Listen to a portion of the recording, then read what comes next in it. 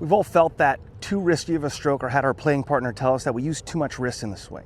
Now, what does that do? Well, in our putting stroke, we're not trying to go a great distance. So we don't want any flash speed or an additional lever or wrist, okay? So when our right hand goes through and provides pressure, provides force right there, hey, that's gonna speed up that putter and add in flash speed. And you can see how this right hand kind of passes the left, but it's typically the right hand that's adding in that speed, and that's what the wristy part is in our stroke. And again, why we don't want that is, I'm not trying to go great distance in putting. I wanna feel like my arms, putter head, hey, everything stays the same speed, stays the same tempo. You've heard that from Ben Crenshaw, one of the greatest putters ever, and a lot of other good putters about how we're trying to keep that tempo even throughout the swing. Again, if I use that right hand and I do this, you can see how fast that putter gets going in that flash speed. That's gonna be really hard for us to control, and you can see that's why this putt went so far. Yeah, I exaggerated a little bit, but I wanted to kind of show you what happens so you can see how far past that ball goes from me adding in that flash speed. So one of the ways that we can fix this, a lot of times people say, hey, just don't use your wrist. You know, hey, keep those wrists stiff. I think that's really hard, and what they found from it, we're not really getting into a deep dive into the yips, but what they found is, hey, this right palm tends to be the kind of trigger there that makes that happen. So that's why you see a lot of guys will do the claw or a saw grip, a claw where they've got their hand here. Well, now from here, guess what? That palm isn't doing that same action. It's kind of taken out, or it's changed, hey, how it can move into the swing. So another one that I've putted with for a while, and I think is a great way to kind of do this if you struggle with having a wristy putts, is what I would call the Runyan stroke, okay? Paul Runyan was a great player back in the 30s and a great teacher, and I'm gonna kind of read a couple stats here because I want to make sure I get them right. When he was playing, so he played back in the 30s, he knew when he was growing up as a boy, he knew he couldn't hit the ball that far, so he worked really hard on his short game. And he was an unbelievable chipper, an unbelievable putter, and his most famous one was in the PGA Championship in 1938, which he won. It used to be match play. He beat Sam Snead 8-7, even though Sam Snead was hitting the ball about 75 yards further off the tee. He had numerous chip-ins during the round and putted great and was able to beat him, and that was the biggest margin of victory ever for a final in the PGA Championship when it was match play, that he won 8-7. So again, he used this technique for his short game and obviously had huge success at it. And so not a lot of guys use this now, but what it is he had his, and I'm going to put some pictures up of how he described it from his book, but basically most of us right now, we've got a flat part of the grip in front here. Most of us would put our palms to the side and our thumbs kind of go down the middle right there. That's a very traditional grip. And then we've got that finger kind of going over. That's our most traditional grip that we see from Tiger Woods, Justin Thomas, Max Homa, most of the guys out there on tour. That's the #1 grip still, is that traditional grip.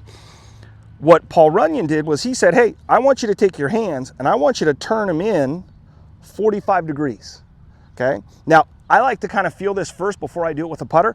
I go even further. I'm gonna basically turn them 90. So I'm putting my palms towards you versus my palms going here. I'm going this way. And if I kind of put my palms together there and kind of let my arms swing, well, it kind of locks my wrist in. My wrists don't really have anywhere to go because, again, they're not gonna move this way, and they're kind of moving in this fashion.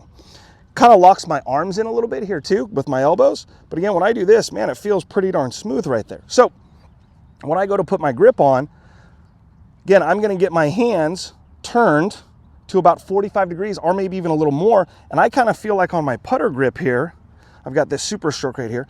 I'm almost getting my thumb, instead of being on top, more on the side right there. And again, that's probably maybe a little more than 45 or about, it's pretty close to 45 when I look down at it right here. It's pretty close to a 45-degree angle.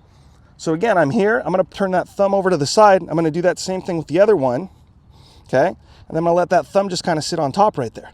So now I've got these palms facing you at the camera. And now from here, man, my wrists are kind of locked in, my arms are kind of locked in.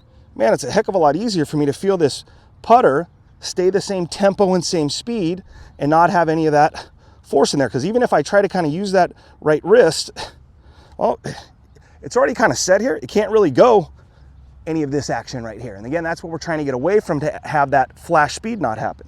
So again, this is the Runyan grip going here and then feeling that putt. So let me roll a couple this way. And again, what I want you to look at is, hey, how does my tempo look as I swing back and through here? Okay. Now it feels kind of weird at first and it takes a little practice getting used to, but I feel like I'm rolling it much better, and I really don't feel like those hands and these wrists are getting involved in there a little bit there, okay? But that flash speed is kind of gone. And again, that right hand is what's gonna cause that flash speed. So again, if I can get this, if I'm struggling with that, this is a great option for you to do. Again, a lot of people don't use it. Again, the guy was back in the 30s and was a great teacher for a long, long time, taught numerous players. But this grip will kind of take that wrist action out of play with those hands being turned in right there. So start like this, feel that motion, okay? Put our hands on where our thumbs are at, where our hands are at about a 45-degree angle, okay? So again, if I was here, this is my 45-degree angle. My thumbs kind of sit on the side there, okay? I've got my left thumb kind of sitting over my fingers here. And again, I think this kind of, again, kind of gets my wrist set where they're a little bit unable to be used. And now I feel like I can get this tempo to be much smoother, and I've taken that right hand out of there and that flash speed. So if you're struggling with those wrists, if you feel like you're adding too much flash speed in there, which we don't want in putting, let's give the Runyan grip a try, and I think that'll help smooth out your tempo and make more putts.